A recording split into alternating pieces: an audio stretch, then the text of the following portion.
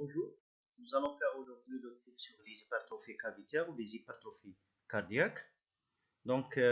C'est un cours destiné aux étudiants 4e année médecine dans le cadre du module de cardiologie.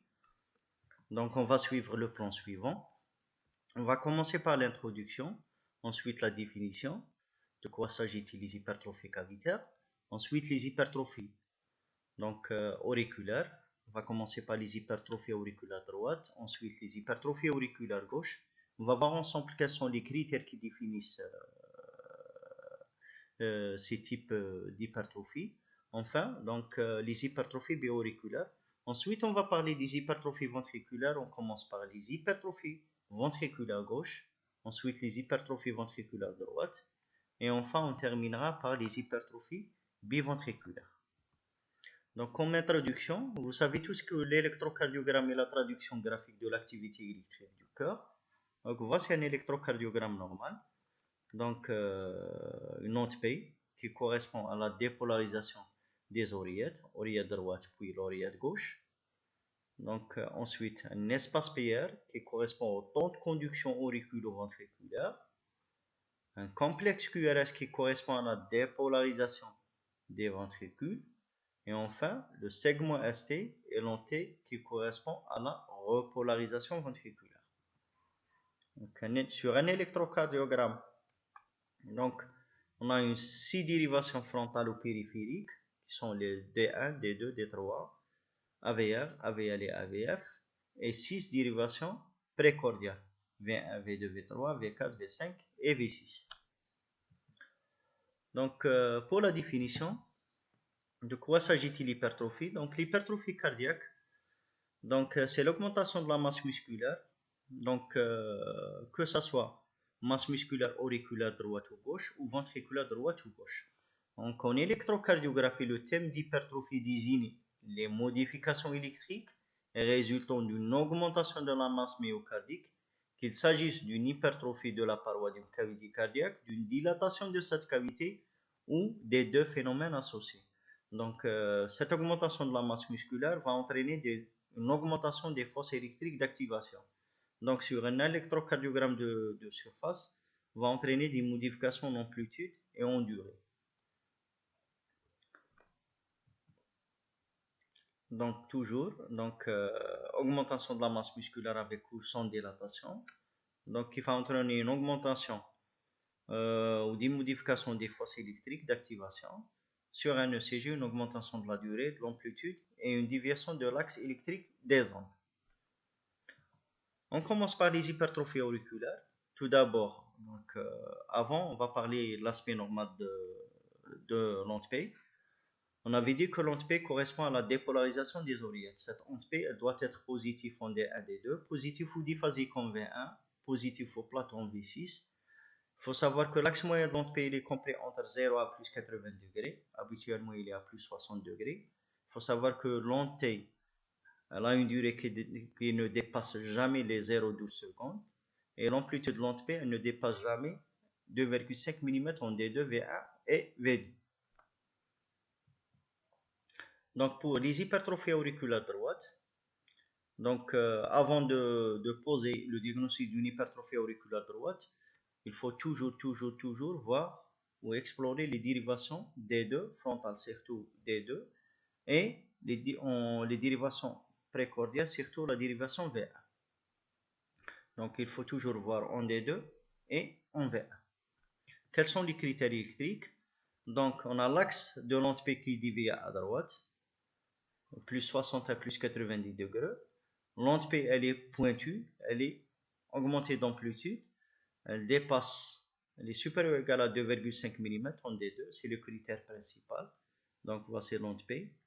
Donc, elle dépasse les 2,5 mm, sachant qu'un petit carreau égale à 1 mm.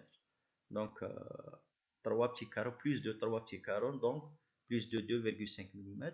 Et en V1, on aura soit une positivité exclusive de l'onde P avec une durée qui dépasse les 2 mm, soit un aspect biphasique avec une positivité initiale prédominante. Donc, un des deux. Il faut savoir toujours que la durée de l'onde P, elle n'est pas modifiée. Donc, elle doit être toujours inférieure à 0,12 secondes. Donc, il faut réunir ces critères-là. Donc, l'axe de l'onde P qui est dévié à droite, l'onde P doit être augmentée en amplitude en D2, et en V1, soit en positivité exclusive, soit un aspect diphasique avec une positivité initiale prédominante. La durée de l'onde P, elle n'est pas modifiée. Donc, un résumé, augmentation de l'amplitude de l'onde P, en D2, et une onde P qui est exclusive en V1 supérieure à 2 mm. Voici un aspect biphasique de l'onde P en V1 avec une positivité initiale prédominante. Un exemple d'hypertrophie auriculaire droite avec une augmentation de l'onde P en D2. Un autre exemple, augmentation de l'onde P en D2 supérieure à 2,5 mm. Et un autre exemple d'emphysème. Donc, augmentation de l'amplitude de l'onde P en D2 supérieure à 2,5 mm. Quelles sont les étiologies? Donc, les étiologies, c'est surtout les étiologies donc, du cœur droit. Donc, on a une sténose tricuspidienne ou rétrécissement tricuspidien.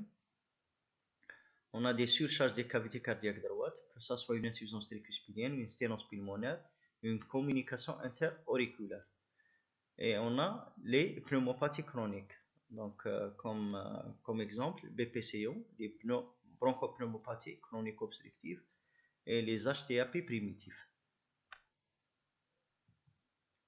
On va passer aux hypertrophies auriculaires gauche. Donc, quels sont les critères?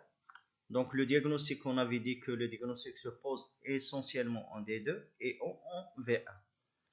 Donc, on va voir une déviation de l'axe de l'onde P à gauche, entre 0 à plus de à gauche,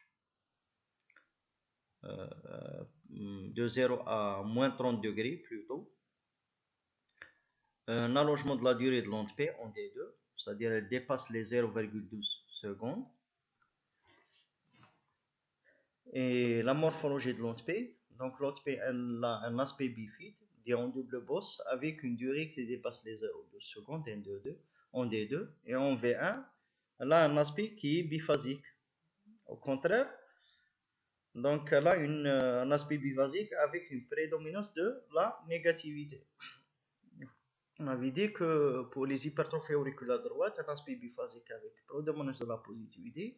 Donc pour les hypertrophies auriculaires gauche, un aspect biphasique avec une prédominance de la négativité. Avec une prédominance de la négativité.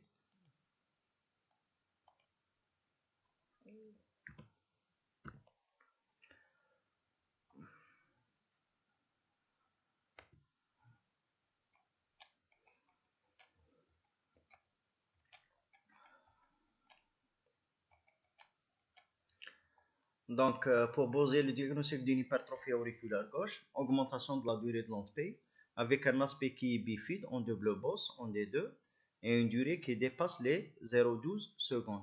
Et on verra un aspect qui est biphasique avec une prédominance de la négativité terminale. On voit un aspect biphasique en V1 avec une négativité terminale prédominante. Un exemple d'hypertrophie auriculaire gauche. Donc, on avait dit qu'un aspect en double bosse en D2 avec une durée supérieure ou égale à 0,12 secondes. Et en V1, un aspect qui est biphasique avec une prédominance de la négativité terminale. Quelles sont les étiologies? C'est les étiologies généralement, c'est les étiologies du cœur gauche. On a les sténoses mitrales, l'insuffisance mitrale, et on a toutes les causes d'hypertrophie ventriculaire gauche, que ce soit un rythme aortique, une insuffisance aortique, les cardiopathies ischémiques, les myocardiopathies et les péricardites constrictifs.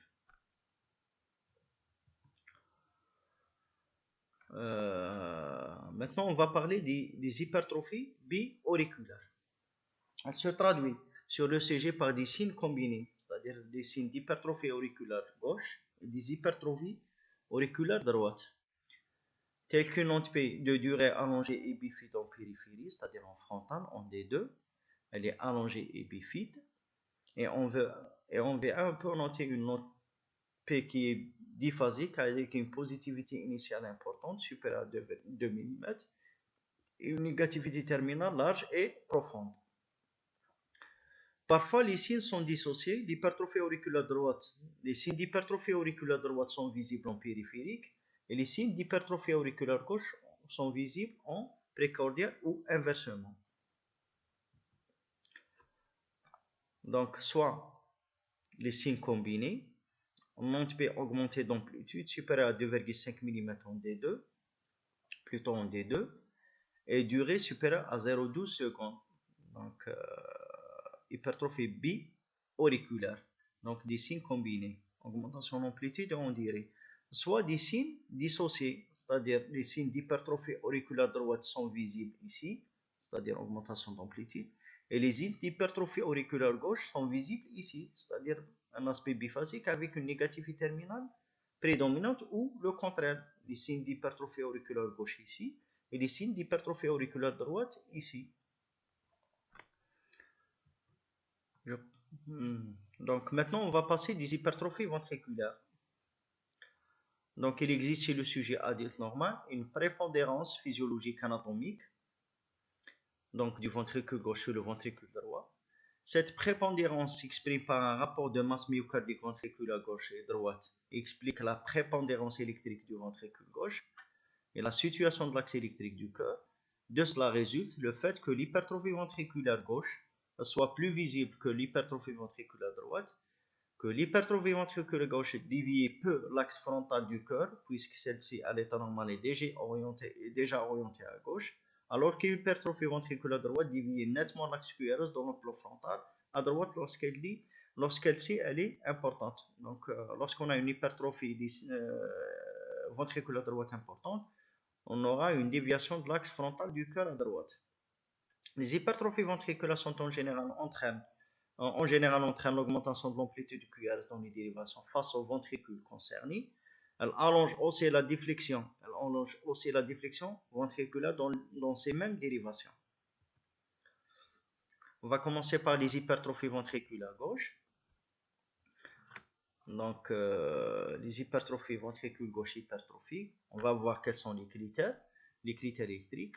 L'axe QRS il est normal ou dévié à gauche de 0 à moins 30 degrés. Dans les dérivations précordiales gauche, c'est-à-dire les dérivations qui font face au ventricule gauche hypertrophie, on va voir une augmentation de l'amplitude lente R. Généralement, elle est supérieure à 25 mm en V6, elle est supérieure à 20 mm en V7. On a un retard modéré de la déflexion intrinsèque en V6, supérieur à 0,05 secondes. C'est quoi la déflexion intrinsèque? La déflexion intrinsèque, c'est le temps que met l'onde à parcourir le myocarde depuis l'endocarde jusqu'à l'épicarde. Donc en précordiale droite, donc en V1, V2, on a une augmentation de l'amplitude de l'onde S. Elle dépasse les 20 mm en V1 et elle dépasse les 25 mm en V2. Sur le plan morphologie, en frontal, on a une augmentation de l'onde R en D1 et en AVL en cas de déviation axiale gauche. Donc en cas de déviation axiale gauche, on a une augmentation de l'onde R en D1 et en AVL. Pour les indices, généralement, on a 3 indices couramment utilisés. L'indice de Sokolov, c'est quoi l'indice de Sokolov? L'indice de Sokolov est égal, donc c'est l'amplitude de l'onde S en V1 plus l'amplitude de l'onde R en V5 ou V6, la plus ample. Donc, normalement doit être inférieur à 35 mm chez les sujets de plus de 50 ans. Et doit être inférieur à 45 mm chez les sujets de moins de 50 ans. L'indice de Corner, donc, qui est égal à l'amplitude de l'onde R en AVL plus l'amplitude de l'onde S en V3. Il doit être inférieur à 20 mm chez la femme et inférieur à 28 mm chez l'homme. Et on a l'indice de Lewis est égal à la somme de l'amplitude de l'onde R en D1 plus l'amplitude de l'onde S en D3 moins la somme de l'amplitude de l'onde S en D1 plus l'amplitude de l'onde R en D3. Il est compris entre moins 14 mm et plus 17 mm. Donc pour l'indice de Sokolow, s'il est supérieur à 35 mm, c'est le sujet de plus, c'est quand on parle d'hypertrophie ventriculaire gauche. Donc l'indice de Cornell, s'il est supérieur à 20 mm chez la femme, on en parle d'hypertrophie ventriculaire gauche. Et s'il est supérieur à 28 mm chez l'homme, on parle d'hypertrophie ventriculaire gauche. Pour l'indice de Lewis, on parle d'hypertrophie ventriculaire gauche si l'indice de Lewis il est supérieur à 17 mm. Un exemple d'hypertrophie ventriculaire gauche avec un indice de Sokolow qui est positif. Donc la somme de l'amplitude de l'onde S en V1 plus la somme de l'amplitude de l'onde R en V5 ou V6. Donc ici on a l'amplitude de l'onde R en V6, elle est plus ample. Donc ça fait 9 plus 30, ça fait 39. Donc il est positif.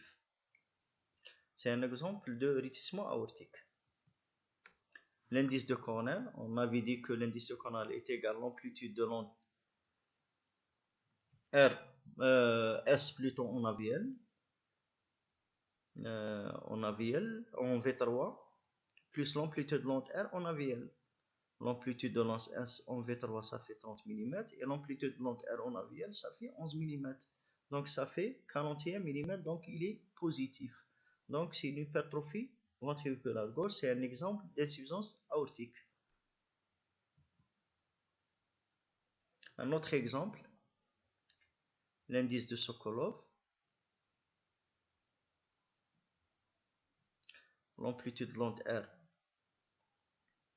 S plutôt en V1 plus l'amplitude en R en V5 ou V6.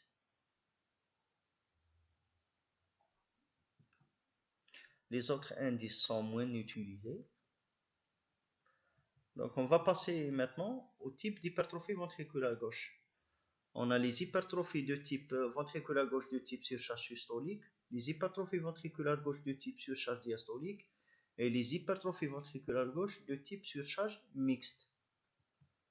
Pour les hypertrophies ventriculaires gauche de type surcharge systolique, donc on a dans les dérivations qui explorent le ventricule gauche hypertrophie, donc V5, V6 et V7, les ondes sont petites, voire absentes, et les ondes sont inversées et asymétriques, négatives et asymétriques, en précardial gauche.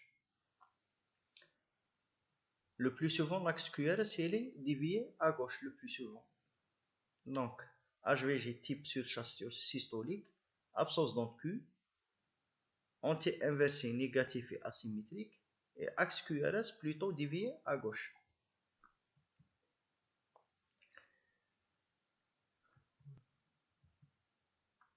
Hypertrophie de type surcharge diastolique,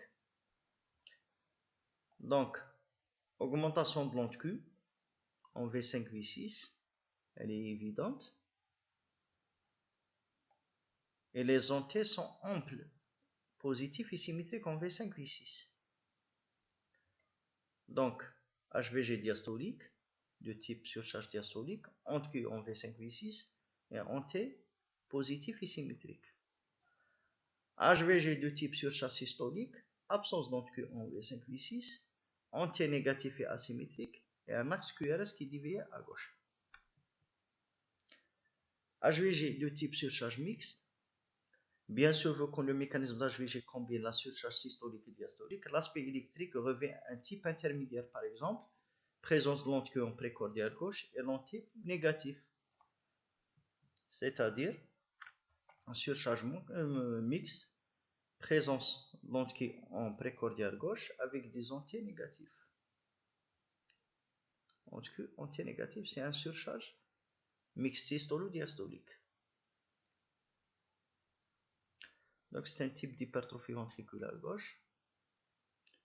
Augmentation de l'amplitude de l'onde S en V1. Si on applique l'indice de Sokolow, donc la somme de l'onde R à S en V1 plus la somme de l'onde R en V5, V6, donc ça fait positif. Donc 33 mm plus 25 mm, ça fait donc ça fait 58 mm, donc il est positif. Un autre exemple, l'indice Sokolow positif. HVG de type surcharge systolique, absence d'onde Q en V5, V6 et des ondes T négatives et asymétriques.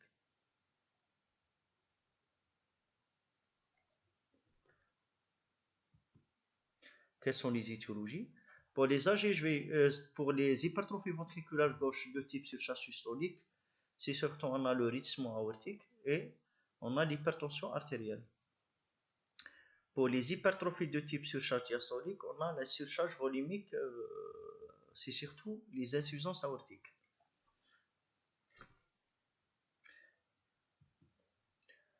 On passe maintenant aux hypertrophies ventriculaires droites. Quels sont les critères électriques?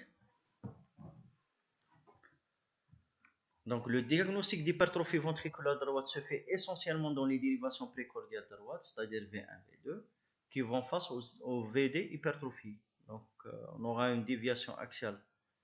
Donc, premièrement, déviation axiale droite du QRS entre plus 110 et plus 180. Un aspect S1Q3 en dérivation standard.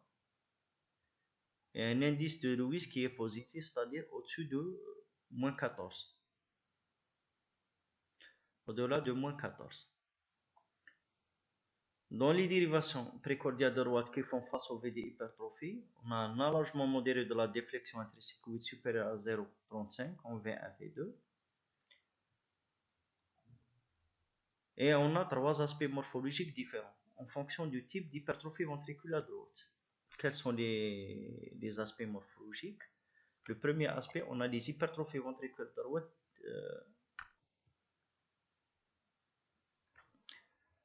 par surcharge diastolique ou des hypertrophies type BID, bloc incomplet droit, avec présence en V1, V2, en V1 d'un aspect BID, avec un aspect de petit r, grand S, grand R', ou aspect petit r, petit s, grand R', ou un aspect de grand R, grand S, grand R', à condition que l'onde R' elle est supérieure à 5 mm, et surtout plus ample que l'onde R initiale.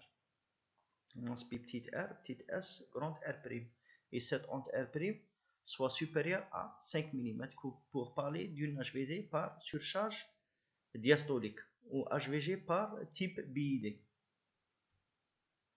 Exemple, une communication interauriculaire. Deuxième type, donc deuxième exemple, toujours en V1, V2, petit r, grand S, grand R', et l'onde R' soit supérieure à 5 mm, c'est-à-dire 5 petits carreaux. Elle dépasse les 5 petits carreaux. RS, R'. Donc BID type HVD ou HVD par surcharge diastolique.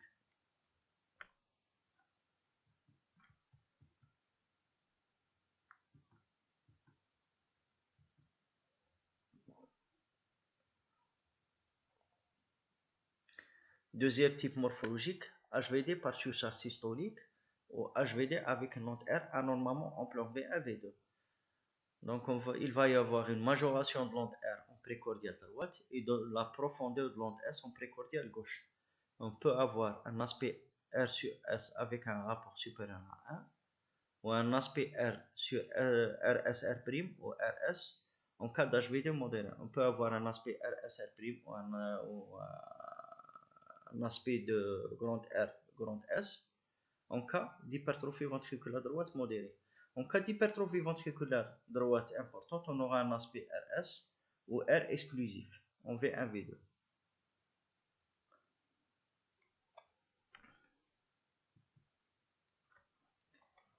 Un type, donc un exemple d'hypertrophie ventriculaire de type surcharge systolique avec une note R prédominante en V1. Exclusif en V1.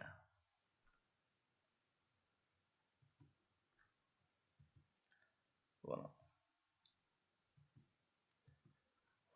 Le troisième aspect morphologique, donc un aspect RS, petit r, grand S, ou un aspect grand Q, grand S en V1, de V1 à V6, avec déviation axiale droite importante du QRS dans le plan frontal.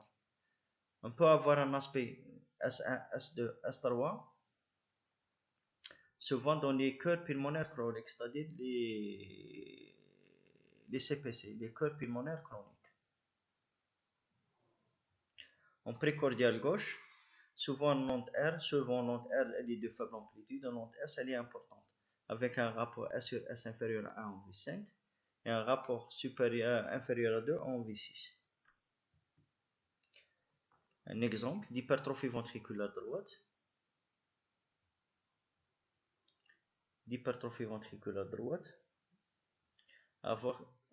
Avec un rapport R sur S supérieur à 1 en V1.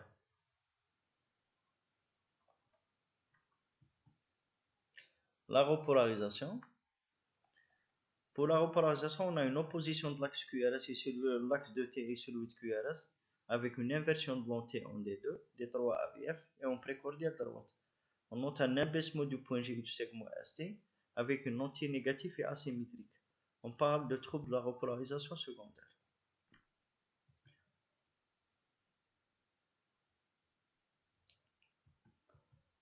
Donc un exemple d'hypertrophie ventriculaire droite avec un aspect S1, S en D1, S1 Q3 et Q en D3.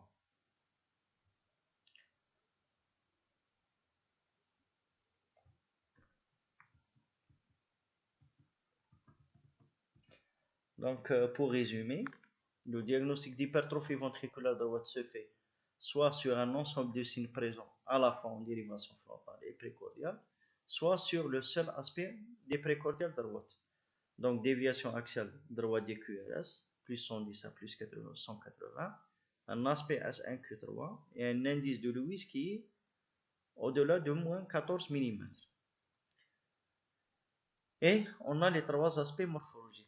HVD de type BID, bloc incomplet droit, HVD avec une onde R anormalement en plan V1V2, et HVD avec un aspect petit r grand S ou un aspect grand Q grand S en V1V2. Quelles sont les étiologies? Les étiologies sont surtout les cardiopathies congénitales cyanogènes, le cœur pulmonaire chronique, les cardiopathies gauche évoluées, c'est surtout les valvulopathies mitrales par exemple, et on a les sténoses pulmonaires et l'insuffisance pulmonaire.